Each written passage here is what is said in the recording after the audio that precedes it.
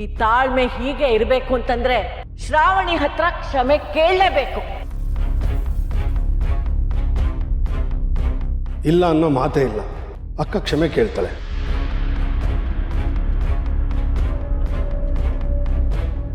ಅಕ್ಕ,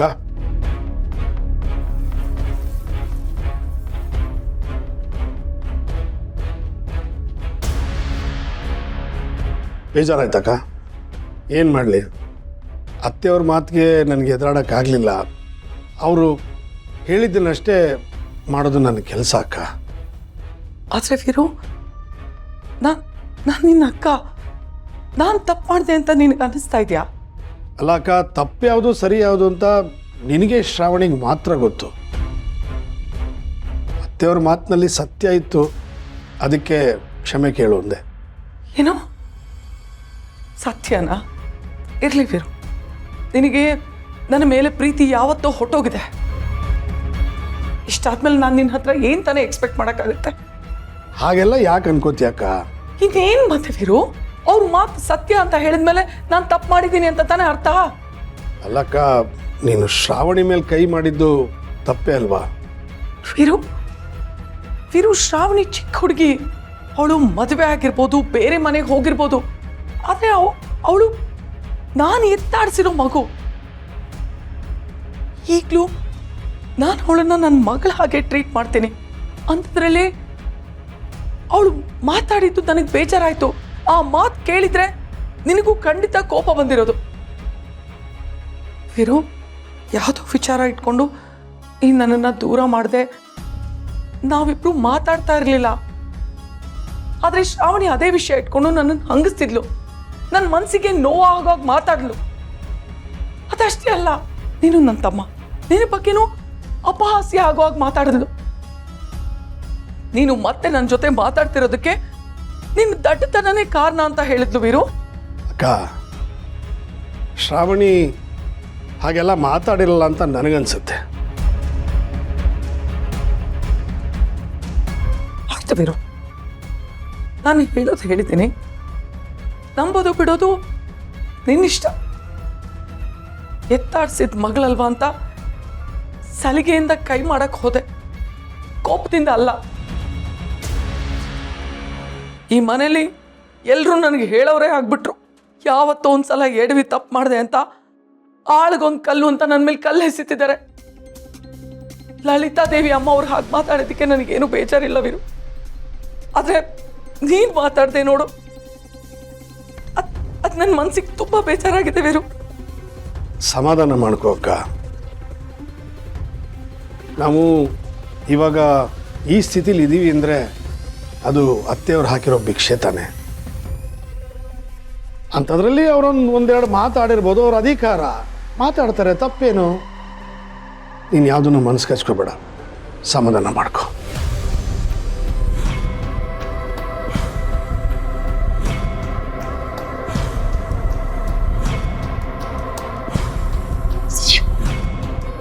ಎಲ್ಲ ಸರಿ ಹೋಗ್ತಿದೆ, ವೀರು ನನ್ನ ದಾರಿಗೆ ಬರ್ತಿದ್ದಾನೆ ಅಂತ ಅನ್ಕೊಂಡೆ. ಮುದುಕಿ ಲಲಿತಾದೇವಿ ಅದು ಮುಗಿದು ಹೋಗಿರೋ ಅಧ್ಯಾಯ ಅಂತ ಅನ್ಕೊಂಡಿದ್ದೆ. ಆದ್ರೆ ಮತ್ತೆ ಬಂದಿದ್ದಾಳೆ. ತಾಯಿ, ಮಗಳು, ಮೊಮ್ಮಗಳು ಎಲ್ಲರೂ ಒಂದೊಂದು ಕಡೆಯಿಂದ ನನಗೆ ಟೆನ್ಷನ್ ಕೊಡ್ತಿದ್ದಾರೆ. ಇವರೆಲ್ಲ ಅಪ್ಪಿ ತಪ್ಪಿ ಒಟ್ಟಿಗೆ ಸೇರಿದ್ರೆ ನನ್ನ ಕಥೆ ಏನಾಗುತ್ತೆ?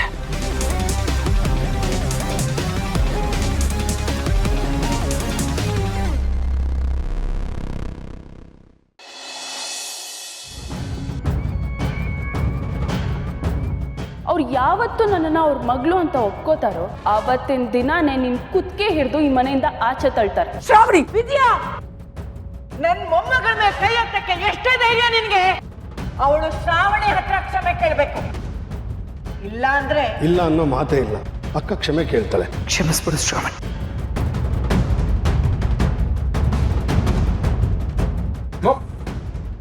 ಏನಾಯ್ತು ಮಾಮ್? ನಿಂಗೂ ಏನಾದ್ರು ದೆವ್ವ ಕಾಣಿಸ್ತಾ? ಶರಪ್ ಮಾಡಿ. ನನಗೆ ಯಾವ ದೆವ್ವನೂ ಕಾಣಿಸ್ತಿಲ್ಲ. ಈಗ ನನ್ನ ಕಣ್ಣು ಮುಂದೆ ಕಾಣ್ತಿರೋದು ನನ್ನ ವಿರುದ್ಧ ನಿಂತಿರೋ 3 ತಲೆಮಾರಿನ ಹೆಂಗಸು. ಏನು 3 ತಲೆಮಾರ. ಹೌದು, ಆ ಲಲಿತಾದೇವಿ, ನಂದಿನಿ ಮತ್ತೆ ಈ ಶ್ರಾವಣಿ, ಇವತ್ತು ಆ ಲಲಿತಾ ದೇವಿಯಿಂದಾಗಿ ಆಫ್ಟರ್ ಆಲ್ ಆ ಶ್ರಾವಣಿ ಹತ್ರ ನಾನು ಕ್ಷಮೆ ಕೇಳೋ ತರ ಆಗೋಯ್ತು ಮ್ಯಾಡಿ. ಹೌದು ಮಾಮ್, ಅವಳಿಗೆ ವಯಸ್ಸಾಗಿದೆ, ಅವಳು ಮುದುಕಿ, ಅವಳ ಕೈಯಿಂದ ಏನು ಮಾಡೋಕ್ಕಾಗಲ್ಲ ಅಂತ ಅಂದ್ಕೊಂಡ್ರೆ ನಮ್ಮದೇ ತಪ್ಪು. ನೀನು ಹೇಳ್ದಾಗೆ ಅವಳು ಹಿರಿತಲೆ, ಶ್ರಾವಣಿಗಾಗಲಿ ನಂದಿನಿಗಾಗಲಿ ಅವಳೇ ಒಂಥರ ಬುನಾದಿ ಇದ್ದಾಗೆ. ರೈಟ್ ಮಾಡಿ. ನಾನು ಈ ಲಲಿತಾ ದೇವಿನ ಈಗ ನೋಡ್ತಿಲ್ಲ, ಆಗ್ಲಿಂದನೂ ಅವಳ ಹಠ ಧೈರ್ಯ ಎಲ್ಲ ನೋಡಿದ್ದೀನಿ. ವಯಸ್ಸಾಗೋಗಿದೆ, ನಂದಿನಿ ಬೇರೆ ಜೊತೆಲಿಲ್ಲ, ಇದೆಲ್ಲ ಕಡಿಮೆ ಆಗೋಗಿರುತ್ತೆ ಅಂತ ಅನ್ಕೊಂಡಿದ್ದೆ. ಆದ್ರೆ ಅವಳು ಈ ಕ್ಷಣಕ್ಕೂ ಬೆಂಕಿ ತರನೇ ಉರಿತಿದ್ದಾಳೆ. ಆ ಬೆಂಕಿನ ಆರಿಸ್ಬೇಕು, ಅವಳ ಕತೆನ ಮುಗಿಸ್ಬೇಕು ಮಾಡಿ. ಮಾಮ್, ಏನು ಹೇಳ್ತಿದ್ಯಾ ಮಾಮ್? ಲಲಿತಾ ದೇವಿ ಕತೆ ಮುಗಿಸೋದ? ಇಲ್ಲ ಮಾಮ್, ಇದೆಲ್ಲ ಆಗದೆ ಇರೋ ಕೆಲಸ. ಯು ಫುಲ್, ನಿನ್ನಿಂದ ಆಗಲ್ಲ ಅಂತ ಹೇಳು. ಯಾವುದೇ ಕೆಲಸ ನಿನ್ನಿಂದ ಆಗದೆ ಇರ್ಬೋದು, ಆದ್ರೆ ನನ್ನ ಕೈಯಲ್ಲಿ ಆಗದೆ ಇರೋ ಕೆಲಸನೇ ಇಲ್ಲ. ಬೇಡ ಮಾಮ್, ಅವ್ರ ಸುದ್ದಿಗೆ ಹೋಗ್ಬೇಡ. ಇವಾಗ ತಾನೇ ನೀನೇ ಹೇಳಿದೆ ಅವ್ರು ಬೆಂಕಿ ಇದ್ದಾಗೆ ಅಂತ. ಬೆಂಕಿನ ನಾವೇ ಮೈ ಮೇಲೆ ಹಾಕೊಂಡ್ರು ಅಥವಾ ಬೆಂಕಿನ ನಮ್ಮ ಮೇಲೆ ಬಿದ್ರು ಸುಟ್ಟೋಗೋದು ನಾವೇ. ಅವಳ ಕತೆನ ಮುಗ್ಸಕ್ ಹೋಗಿ ನಮ್ಮ ಕತೆಗೆ ನಾವೇ ಫುಲ್ ಸ್ಟಾಪ್ ಇಟ್ಕೋಬಾರ್ದು. ಗಾಡಿ, ಆ ಲಲಿತಾ ದೇವಿ ಇರೋವರೆಗೂ ನಮ್ ಕತೆ ಶುರುನೇ ಆಗಲ್ಲ. ಮೊದಲು ಅವಳಿಗೆ ಸಮಾಧಿ ಕಟ್ಬೇಕು. ಅದೆಲ್ಲ ಆಗಲ್ಲಮ್ಮ. ನಮ್ಮ ಹುಡುಗರೆಲ್ಲ ಕೆಲ್ಸಕ್ಕೆ ಬರಲ್ಲ, ಅವರೆಲ್ಲ ಈಗಾಗಲೇ ಬೈದಿಂದ ಸಾಯ್ತಿದ್ದಾರೆ. ಆ ದಾಂಡಿಗರನ್ನ ನಾನು ನಂಬಲ್ಲ. ಈ ಕೆಲಸ ನಾನೇ ಮಾಡಿ ಮುಗಿಸ್ತೀನಿ. ಲಲಿತಾ ದೇವಿನ ನೀನ್ ಸಾಯಿಸ್ತೀಯ? ಎಲ್ಲಿ, ಯಾವಾಗ? ಇದೇ ಮನೆಯಲ್ಲಿ. ಇಲ್ಲೇನಾ? ಮೊಮ್ಮಗಳನ್ನ ನೋಡಕ್ಕೆ ಅಂತ ಸಾಲಿಗ್ರಾಮದಿಂದ ಬಂದಿದ್ದಾಳಲ್ಲ, ಅವಳು ಜೀವಂತವಾಗಿ ವಾಪಸ್ ಸಾಲಿಗ್ರಾಮಕ್ಕೆ ಹೋಗ್ಬಾರ್ದು. ಮುಗಿಸ್ತೀನಿ ಅವಳ ಕತೆನ ಇವತ್ತೇ ಮುಗಿಸ್ತೀನಿ. ನಾಳೆ ಬೆಳಗ್ಗೆ ಸೂರ್ಯೋದಯ ನೋಡೋದಕ್ಕೆ ಅವಳು ಬದುಕಿರಬಾರ್ದು. ಆ ಕೆಲಸ ಇವತ್ತೇ ಆಗತ್ತೆ, ಆಗ್ಬೇಕು.